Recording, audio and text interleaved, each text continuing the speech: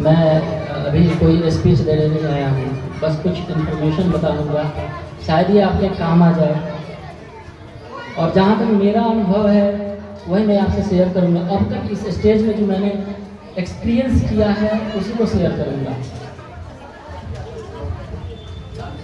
सबसे पहले अगर हम कुछ सीखने जाते हैं तो मेरा प्राइमरी जो टीचर होता है घर पे ही होते हैं।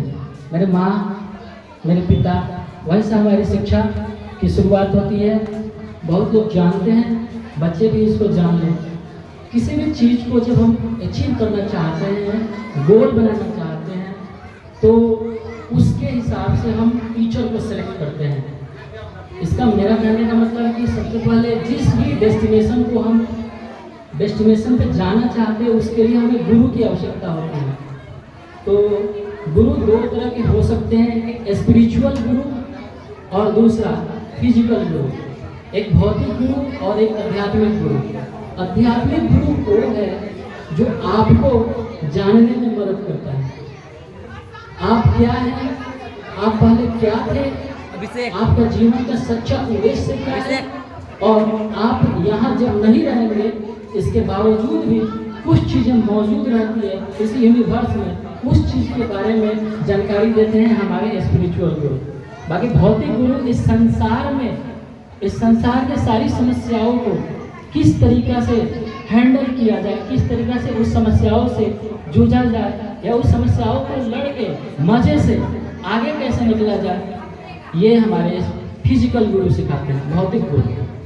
अब डिपेंड करता है, एक स्टेज तक गुरु छोड़ देते हैं, फिर दूसरे स्टेज से दूसरा गुरु आते हैं। जैसे कि एक प्लेन में उसका चक्का जो होता है, साइकिल जो होता है, अगर वो नहीं रहे तो प्लेन नहीं चलेगा, है ना। और अगर एक नोट या बोल्ट से निकल जाए तो प्लेन क्या कर सकता है। बच्चों, परिवार के जितने भी बच्चे हैं वो बैठ जाएंगे, और जो भी गार्जियन जा रहे हैं उनसे मेरा अनुरोध है, विनती है कि वो थोड़ा देर के लिए बैठ जाए। सर आगे से और विद्यालय परिवार के सभी बच्चे चल लड़ खबर आकर के आप लोग पंडाल में बैठ जाएंगे। तो मैं ये बताना चाह रहा था कि एक एरोप्लेन की छोटी सी अगर डिवाइस है, छोटा सा नॉट बोल्ट अगर गिर जाए तो हवाई जहाज का क्रैश होने का चांस रहता है। उसी तरीके से टीचर जो होता है एक लेवल तक लेके जाता है। कोई टीचर 10 तक पढ़ाते हैं, कोई टीचर हायर डिग्री पढ़ाते हैं, कोई पीएचडी के लिए प्रोफेसर पढ़ाता है। लेकिन हम टीचर को छोटा या बड़ा कभी नहीं आंक सकते हैं, कभी नहीं, हमें आंकना नहीं चाहिए। क्योंकि मान लीजिए कि छोटा सा चीज़ अगर लैग कर जाता है, हमारे जीवन में कमी होती है, उसके कारण एक बड़ा सा प्रॉब्लम क्रिएट हो सकता है। इसलिए हमें किसी भी शिक्षक को बड़ा या छोटा नहीं समझना चाहिए। दोस्तों, मैंने जो बताया शायद ये मेरा ये एक्सपीरियंस है, और भी मैं जीवन में भी तो मैं तुच्छ इंसान हूँ, मेरे पास तो शायद कुछ उतना ज़्यादा नॉलेज नहीं है, बस मैं अपना अनुभव साझा कर रहा हूँ आपसे।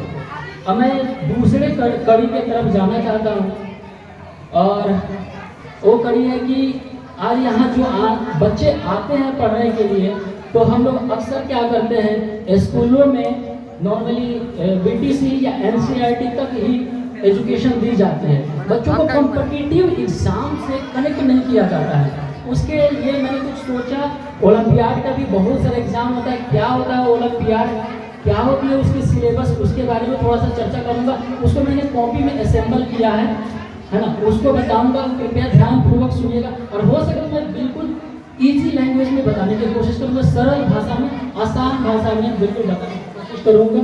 कुछ कॉपी दिए, अब थोड़ा सा गौर फरमाइएगा, थोड़ा सा ध्यान दीजिएगा, आपकी अटेंशन थोड़ा सा चाहिए, और साथ ही साथ गार्जियंस की भी और बच्चे की भी। क्योंकि गांव के जो बच्चे होते हैं ना, कनेक्ट नहीं हो पाते हैं। इस दुनिया में बहुत ज़्यादा टेक्नोलॉजी चल जा रहा है। जैसे कि पिछले ही बार चंद्रयान 3 लॉन्च हुआ सक्सेसफुली, वहाँ लैंड भी किया और बहुत सारा काम एग्जीक्यूट भी हो रहा है। बहुत सारा चीज़ें चंद्रयान 3 जो है फोटो या जो भी इंफॉर्मेशन है इसरो तक क्या कर रही है, प्रोवाइड कर रही है। तो आखिर वो कैसे संभव हुआ है? आखिर हमारा वहाँ पे जो इंजीनियर्स है, साइंटिस्ट है, और बाकी कलीग्स जो है वहाँ पे काम कर रहे हैं अच्छे तरीके से, तो वो साइंस एंड टेक्नोलॉजी का काम हो रहा है, वहाँ तक मेरे बच्चे कैसे जाएं, है ना। यहाँ जो वर्ल्ड में चल रहा है साइंस एंड टेक्नोलॉजी, उससे कैसे कनेक्ट हो पाए, खास करके गांव के बच्चे। तो उसका बड़ा सा पायदान, अचानक हम निचले स्टेप से आसमान में तो छलांग नहीं मार सकते हैं। उसके लिए हमें क्या चाहिए कि एक स्टेप वाइज प्रोसीजर होता है, उसको फॉलो करते हुए हमें आगे बढ़ना होता है। सिंपल सी बात है कि एक बड़े से केक को खाने के लिए चम्मच से छोटे छोटे टुकड़े के फॉर्मेट में हमें खाना पड़ता है। सिंपली उसी तरीके से एक एग्जाम होता है IMO, SOF लॉन्च करता है साइंस ओलंपियाड फाउंडेशन। IMO जो होता है इंटरनेशनल मैथमेटिक्स ओलंपियाड के ही बारे में मैं चर्चा करूंगा, क्योंकि मैं मैथ्स पढ़ाता हूँ इस विद्यालय में, तो वहाँ पे मैं चर्चा करूंगा। सिमिलरली मैं पैटर्न भी बताऊंगा, आगे सुनते जाइएगा कि मैथमेटिक्स ओलंपियाड जो होता है कॉम्पिटिटिव एग्जाम है। जनरली स्कूली शिक्षा दी जाती है, लेकिन कॉम्पिटिटिव एग्जाम को कनेक्ट करने के लिए हमें IMO का एग्जाम जरूर देना चाहिए। IMO के एग्जाम कौन सा, जैसे तो बहुत तरह का ओलंपियाड होता है, एक ही तरीके का नहीं, और बहुत सारा कंपनी जो है या बहुत सारा एसोसिएशन जो है ऑर्गेनाइजेशन लॉन्च करती है। कुछ प्राइवेट भी होती है, कुछ सरकारी भी होती है। जैसे कि भाभा होम क्या होता है कि होमी भाभा विज्ञान शिक्षक केंद्र एवं राष्ट्रीय उच्च गणित परिषद भी शामिल होकर ओलंपियाड के एग्जाम को क्या करता है, लॉन्च करता है। तो आखिर IMO कौन कौन दे सकता है, IMO का सिलेबस क्या होता है, एलिजिबिलिटी क्राइटेरिया क्या होता है। 1 से लेकर 12 तक के बच्चे ओलंपियाड के एग्जाम में अपियर हो सकते हैं। कहाँ से लेके कहाँ तक, पहली कक्षा से लेके 12वीं तक के बच्चे ओलंपियाड के एग्जाम में शामिल हो सकते हैं। गार्जियन कृपया आप जरूर ध्यान से सुने कि आप अपने बच्चे को इस फॉर्म को जरूर भरवाइएगा।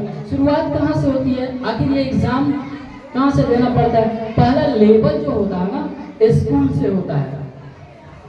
अच्छी बातें हैं, हालांकि अच्छी बातें लोग ज़्यादा सुनना भी नहीं चाहते हैं, और निगेटिव चीज़ें बहुत ही जल्दी माइंडसेट भी होती है, और कुछ एक बातों का लाखों मीनिंग होते हैं, बहुत सारे मीनिंग होते हैं।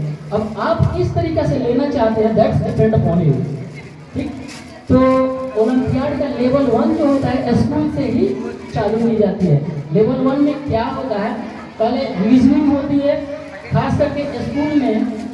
यहाँ के मैं बात कर रहा हूँ बिहार के स्कूल की, हम यहाँ पढ़ रहे हैं तो रीजनिंग नहीं होती है। रीजनिंग कहाँ से चालू होती है, जब बच्चे कॉम्पिटिटिव एग्जाम की तैयारी करते हैं, जैसे कि बैंक हो गया, SSC हो गया।